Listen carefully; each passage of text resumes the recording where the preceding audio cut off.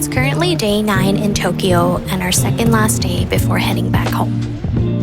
After spending a peaceful day by the sea in Kamakura yesterday, today we're right back in the heart of the city. We started the morning at Shibuya Crossing. Even during the daytime, the energy here is incredible. The giant screens, the constant flow of people, and the familiar sounds of the city somehow feel just as exciting as they did on our very first day. Maybe it's because we know our trip is slowly coming to an end. Standing there, waiting for the lights to change, we found ourselves wanting to soak it all in one more time. No neon lights or glowing billboards like at night, but Shibuya still has its own charm during the day. The city feels awake, alive, and full of possibilities.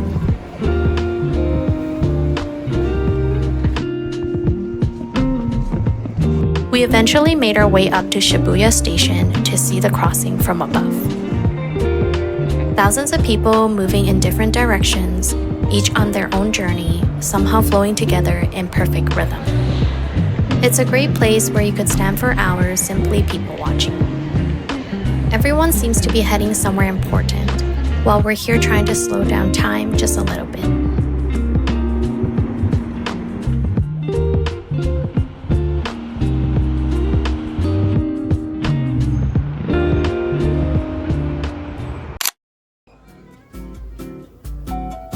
For lunch, we stopped by Tully's Coffee.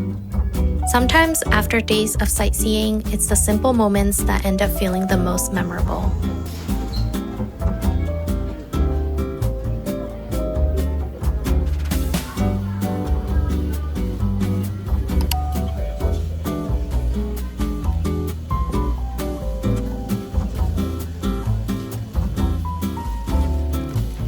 We grabbed a couple of seats by the cashier and settled in with our lattes and sandwiches.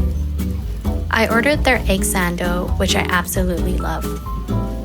The bread was so warm and soft, and the egg filling was creamy and comforting.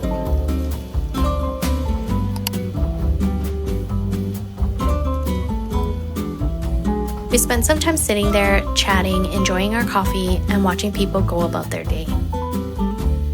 Just enjoying a quiet moment together before continuing the day.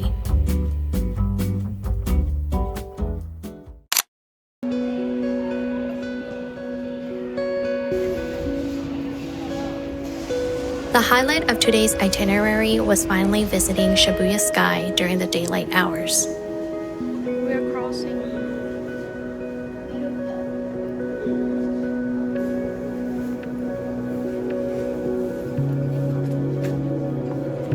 We arrived around our 2 p.m. time slot and were greeted by a long line of visitors eagerly waiting to enter.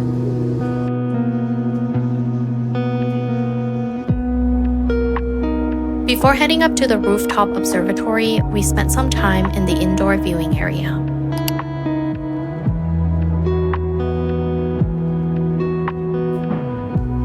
We could see the famous Shibuya Crossing far below us, the Tokyo Sky Tree rising in the distance, and the countless neighborhoods stretching towards the horizon.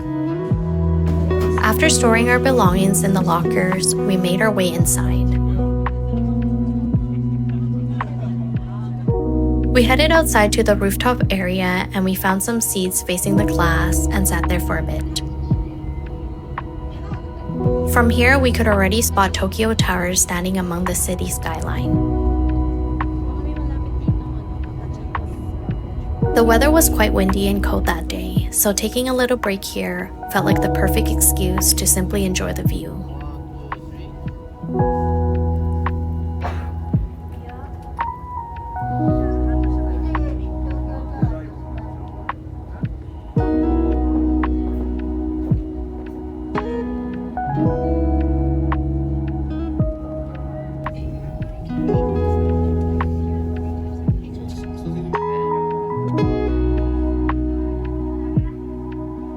As we moved up to the open field, we were greeted by an incredible 360 degrees view stretching in every direction.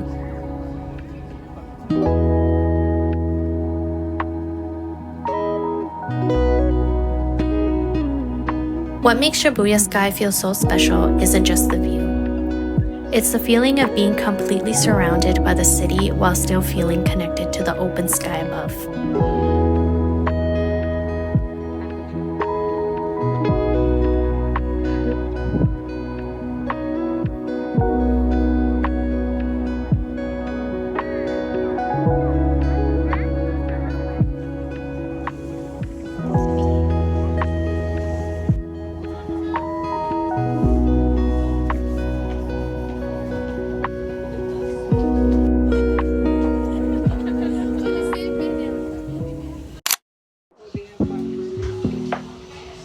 After Shibuya Sky, there was only one thing on our minds: sushi.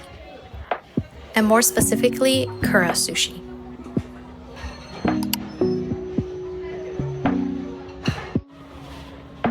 For some reason, no matter how many different meals we tried throughout the trip, we kept finding ourselves coming back here. The familiar conveyor belts, the excitement of waiting for the next plate, and the little prizes at the end.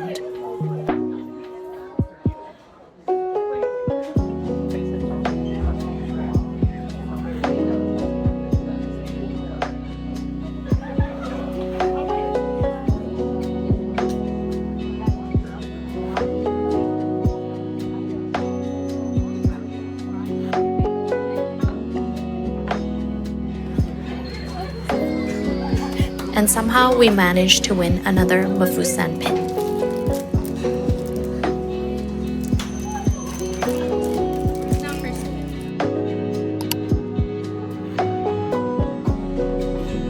After dinner, we spent some time wandering through the shops nearby before eventually finding ourselves at Starbucks. We grabbed our favorite drinks and took a moment to rest our feet.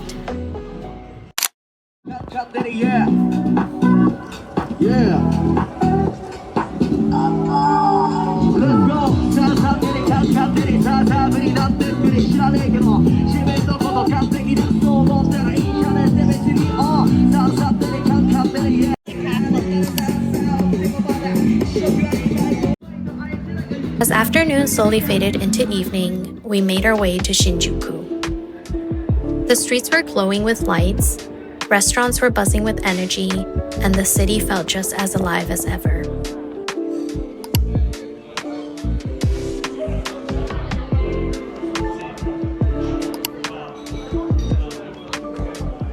After wandering around for a while, we stopped for a late-night snack: takoyaki and drinks. The takoyakis were huge, piping hot, and filled with flavor. After a long day of exploring, it felt incredibly satisfying.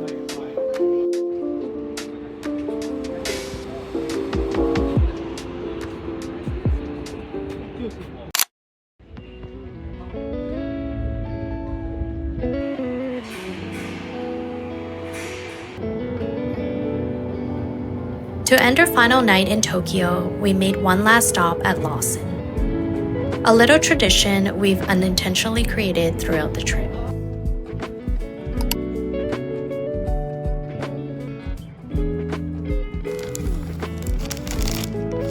We picked up a few snacks and brought them back to the hotel lobby.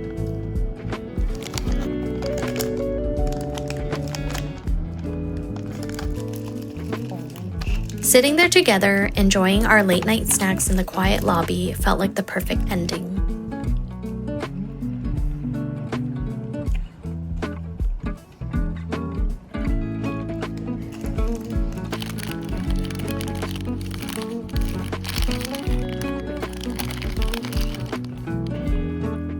Knowing it was our final night somehow made everything feel a little more meaningful.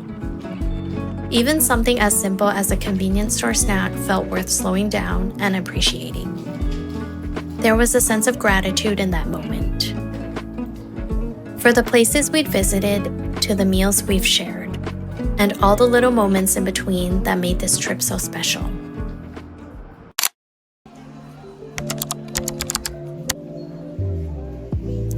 The next morning arrived sooner than we expected. Before we knew it, we were at Narita Airport.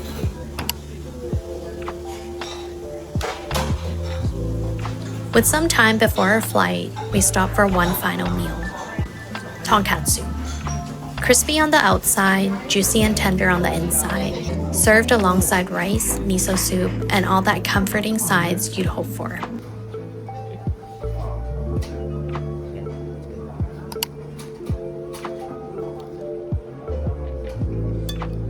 And just like that, our time in Japan had come to an end. It's always a strange feeling leaving a place that has become part of your everyday life. Looking back, it wasn't just the famous landmarks or incredible food that made this trip special. It was the quiet train rides, the morning coffees, the convenience store snacks, the seaside walks, and all the ordinary moments in between. The moments that don't always make it into a travel guide, but somehow become the memories that you'd hold on to. Thank you so much for joining us on this Tokyo adventure. I hope you've enjoyed following along as we explore Japan one day at a time. Until next time, thank you for watching, and we'll see you in the next adventure.